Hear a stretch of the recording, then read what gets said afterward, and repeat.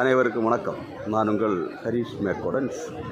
நண்பர்களே, நாம் நிற்பது பாரத தேசத்தினுடைய தென் முனையாகிய கன்னியாகுமரியில் இன்றைய அதிகாலை சூரிய உதயம் காணுவதற்காக அந்த முனை பகுதியில் கூடி நிற்கக்கூடிய மக்கள் வெள்ளத்தை நீங்கள் பார்க்கின்றீர்கள்.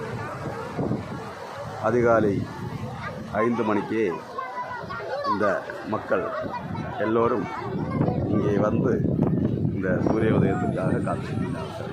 பாருங்கள், இன்னொன்று